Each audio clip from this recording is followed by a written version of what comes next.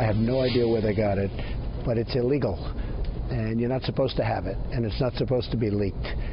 And it's certainly not an embarrassing tax return at all, but it's an illegal thing. They've been doing it. They've done it before.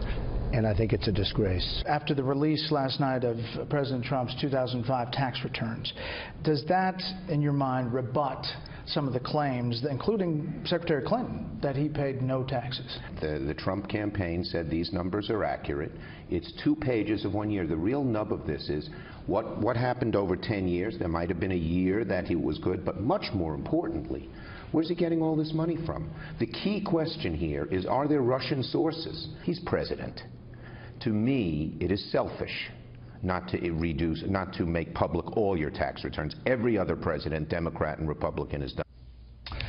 Well, President Trump and the minority leader in the Senate talking about the release of these 2005 tax returns. A tweet this morning from the president: does anybody really believe that a reporter who nobody ever heard of went to his mailbox and found my tax returns? NBC News. Fake news. The tax rate comparisons, put this up earlier in the day, but the average income average there, 22.5%. There you see Donald Trump in 2005, President Obama, Mitt Romney, and Bernie Sanders in those various years. Let's bring in our panel. Steve Hayes, editor-in-chief of the Weekly Standard. Mara Liasson, national political correspondent of National Public Radio. Michael Needham is chief executive officer at Heritage Action for America, and syndicated columnist Charles Krauthammer. Mara, what about this? Well, this was a leak that was pretty good for Donald Trump. There was nothing in these tax returns that suggested he was a tax cheat or avoided taxes. He might have taken a big write-off. So I don't think this was a bad thing for him. And as you just showed, he paid a pretty healthy percentage of taxes compared to other people. Where David K. Johnston, who happened to have won a Pulitzer Prize for covering this kind of stuff, got it, we don't know. But I don't think that Donald Trump was that upset about this leak compared to other ones.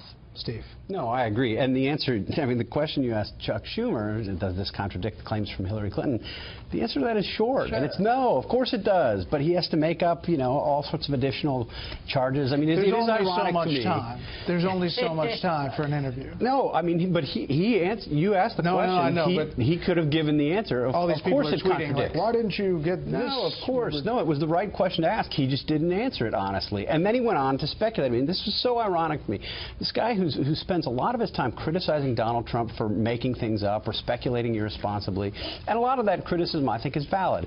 Here you have Chuck Schumer saying, well, in the tax returns, it could indicate that he has money from the Russians, maybe from Saudi Arabia, maybe that's why he didn't include them on the list.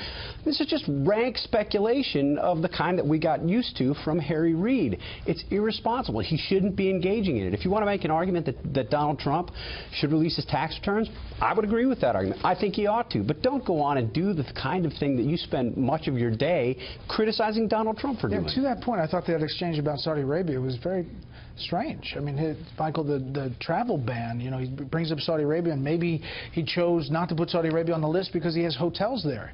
Well, yeah, I mean, it's just baseless speculation. It was based on legislation that passed that Barack Obama signed, how those countries were chosen. But this whole story is also part of the reason the American people are so sick of Washington, D.C. and the way it's covered. I mean, look, we had an election. Hillary Clinton tried to make a big deal out of this, and the American people decided that they didn't care. And now this morning, ABC News spends 10 minutes on their morning show going through the big story of what was in Donald Trump's tax return when there's really no news. There's some good news from Donald Trump. It's not huge good news. It's not big bad news. Let's talk about the real issues. Charles? Well, it's good news because it's the first time the issue has come up. We've gotten a look at a real return, and it was not only a clean one, but a favorable one. In fact, I mean, it would feed speculation that perhaps it originated with Trump. I have no idea. But if it did, it would be a good idea on their part to have done it. Look, I think the Schumer response was an example of this sort of innuendo festival that we are now experiencing. The Saudi stuff was simply outrageous, and he kept it off the list because he has hotels there. Come on, everybody knows who was on the list and why.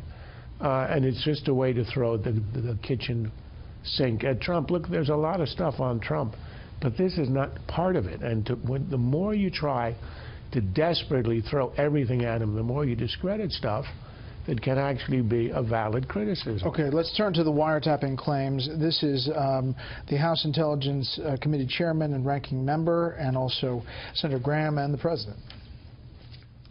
President Obama doesn't do wiretapping, just like President Trump can't do wiretapping. So the whole premise of the statement was wrong. You can't level an accusation of that type without either retracting it or explaining just why it was done. Now I want to know, was there any surveillance at all, with a warrant or without a warrant? The longer it takes to answer that question, the more suspicious I get. But wiretap covers a lot of different things. I think you're going to find some very interesting items coming to the forefront over the next 2 weeks. That is President Trump in the interview with Tucker Carlson that airs tonight. What the House Intel Chair and Ranking Member said is that we haven't found anything that backs that up as of today. Yep, as of today, and we'll be getting some more information as FBI Director Comey briefs various members of Congress. You know, Donald Trump said that President Obama wiretapped him. He didn't say that President Obama put on overalls and came with a little bag of tools. What he clearly was saying was that President Obama ordered him to be wiretapped either with or without a FISA warrant, and that's what we're going to find out about. Steve. Yeah, well, very clearly what President Trump accused President Obama of was incorrect, was false. And I think we knew that at the time. It was certainly clear, I think, to White House officials pretty early that President Trump was engaging in the kind of rank speculation that Chuck Schumer was engaging in your interview. Having said that, I think there's a lot more to learn about what the Obama administration was up to with respect to its targeting, if there was targeting, of the Trump administration, the Trump transition, or the Trump campaign. Did the Obama administration ease rules that would have made it easier to disseminate incidental collection that could have led to the unmasking of somebody like Mike Flynn? There's New York Times reporting, the March 1st article, that suggests that they might have done just that. There's more here, but it's important if you're the President of the United States and the leader of the free world to say things that are accurate. Yeah, and when I ask a question to the Speaker of the House about reports, and you know he gives an answer that is kind of strange, and we follow up on it, it's interesting to be mentioned as one of the places that he saw reports. Some asking about reports. So, Michael, the bottom line is, where does this go? You know, what doesn't get talked about is the possible investigations into Paul Manafort and the former campaign manager.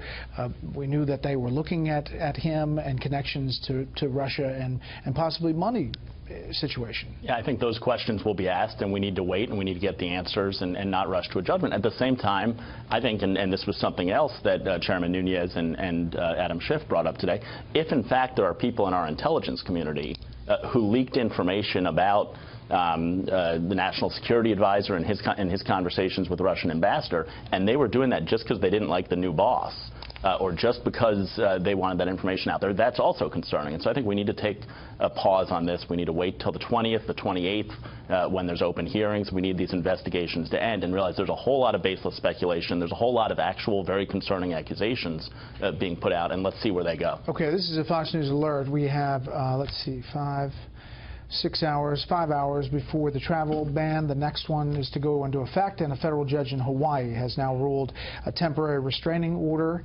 preventing this travel ban, the second one, the adjusted one, from going into effect, citing the merits of the Establishment Clause claim.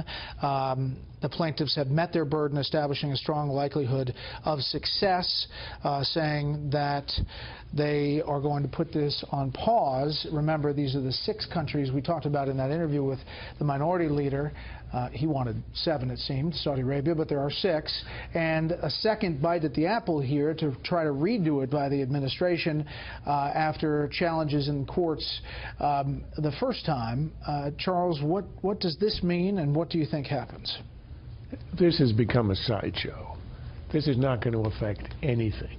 Had we had the first ban, it wouldn't have had any effect anyway. It's a temporary one. It suspends the immigration from these countries. The reason was supposed to be because there are hordes of them waiting to come in, and while we're tightening up the vetting, we have to block them. Everybody understands that was a farce because the order was blocked, so we've had, what, a month of this? The hordes have not come in. Throats have not been slit all over America.